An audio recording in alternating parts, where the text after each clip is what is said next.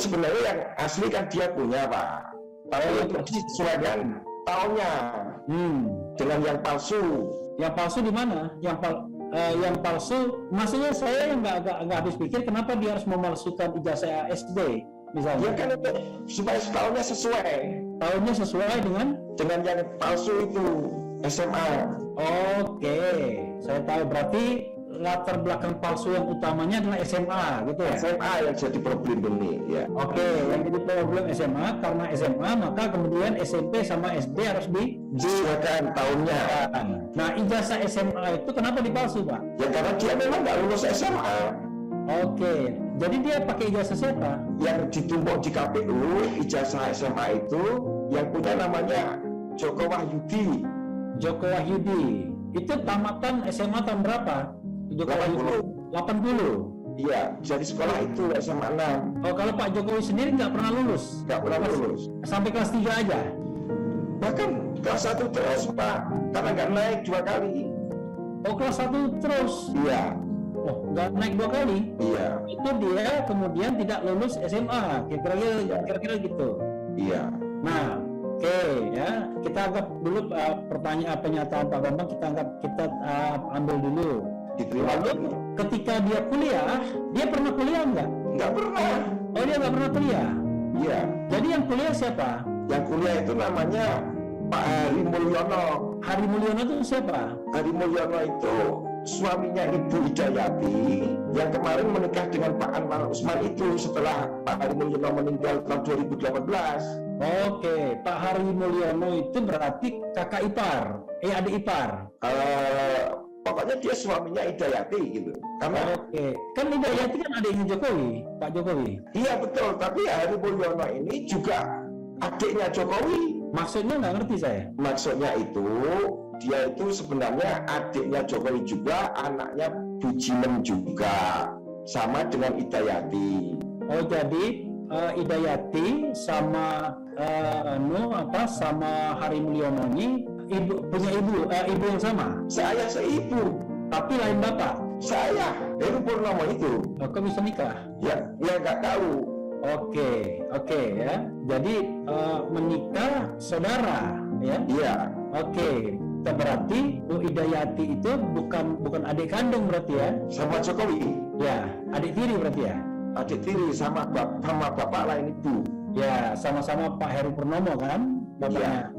Oke, berarti Pak Niti Miharjo itu atau tadi Wijiatno itu nggak punya anak? Nggak punya anak, bahkan beliau ini sebenarnya nggak kawin. Oke, jadi orang lain aja Niti Miharjo tuh ya? Iya.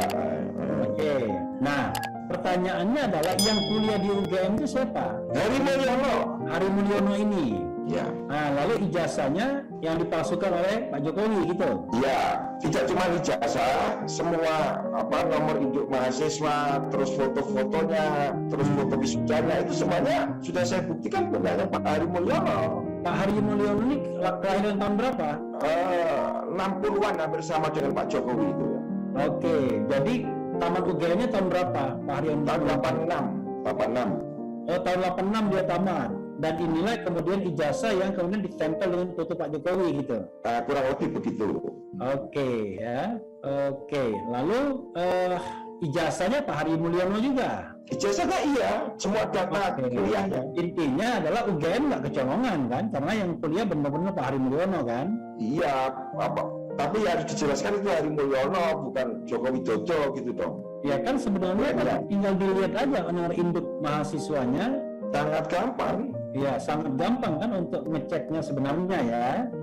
Gitu. Nah, Pak Bambang tahu dari mana semua informasi ini soal ijazah dan lain sebagainya ini? Maksudnya yang mana dulu? Yang SMA? Ya, SMA.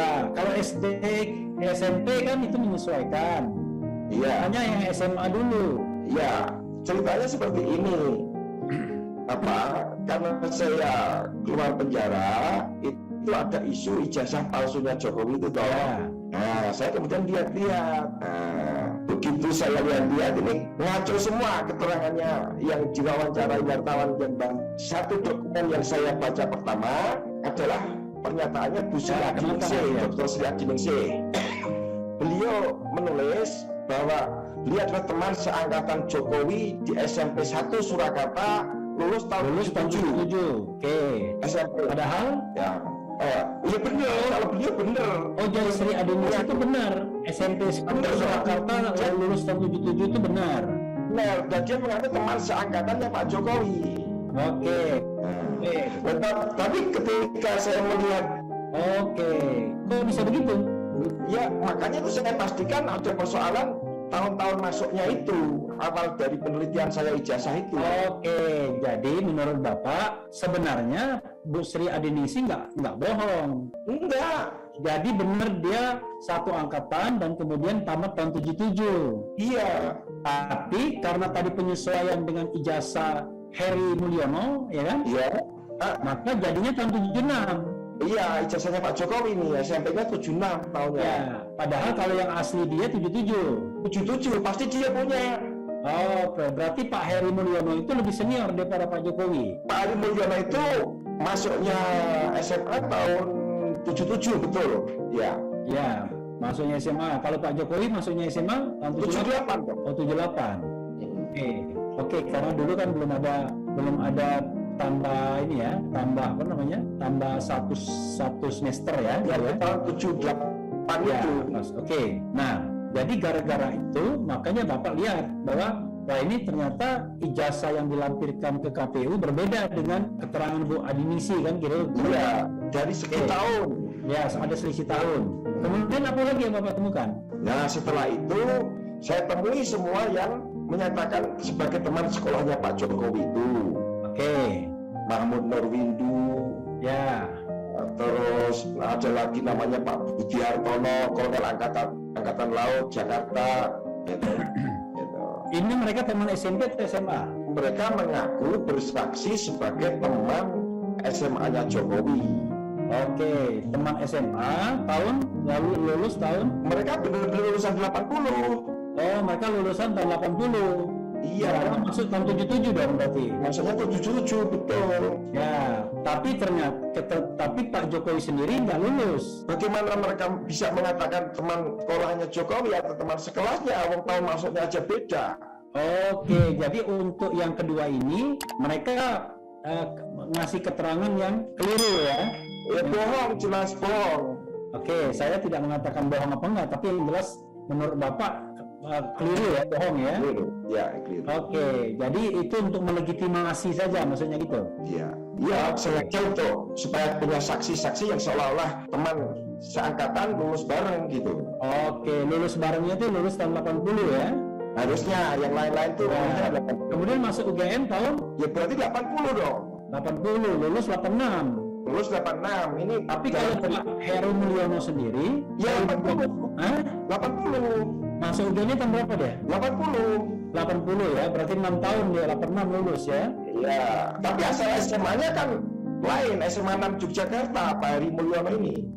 Oke, kalau Pak Jokowi? Kalaupun lulus ya SMA 6 Surakarta loh. Oke, jadi 16 Yogyakarta, 16 Surakarta. Iya. Sama-sama SMA 6 ya.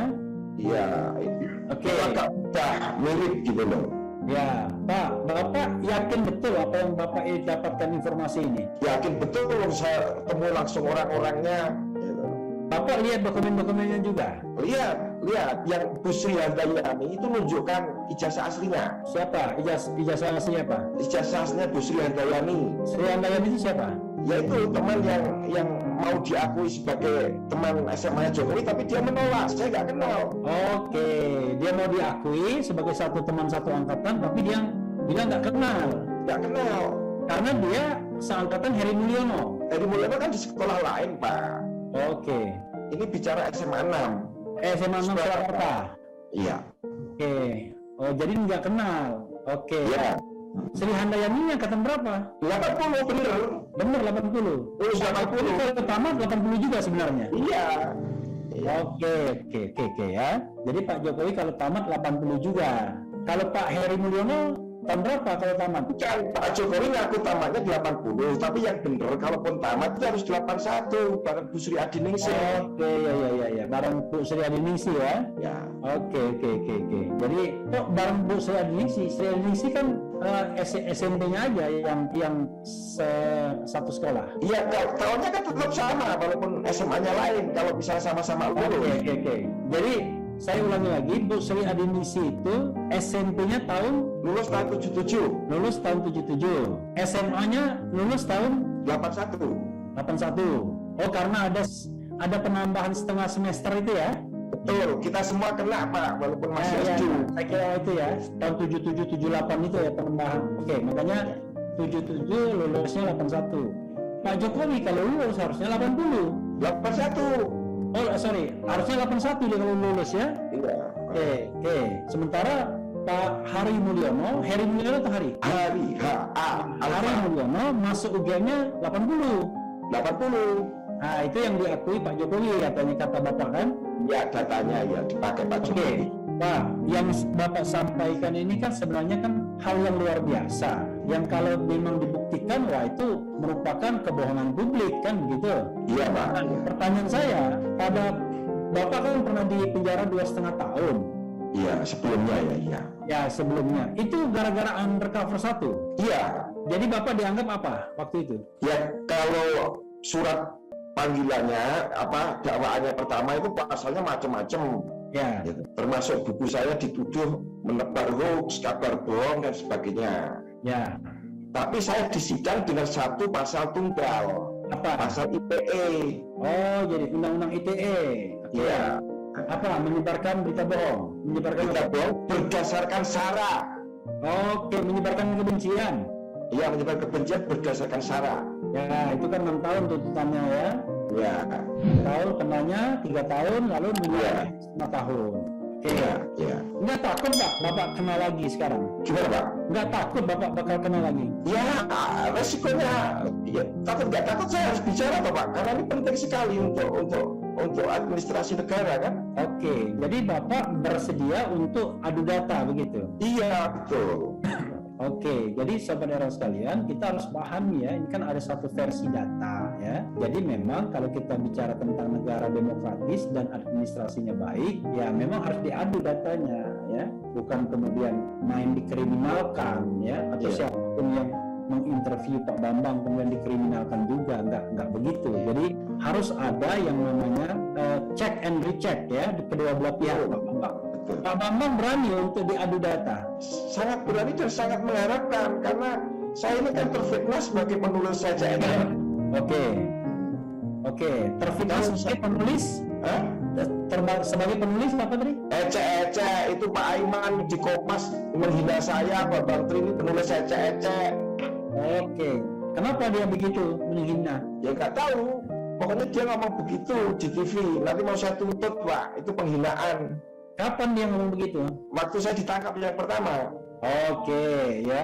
Jadi yang ditangkap pertama itu adalah menyebarkan kebencian berbasis sara. Saya bingung juga ini apa saranya. Saranya saya juga bingung.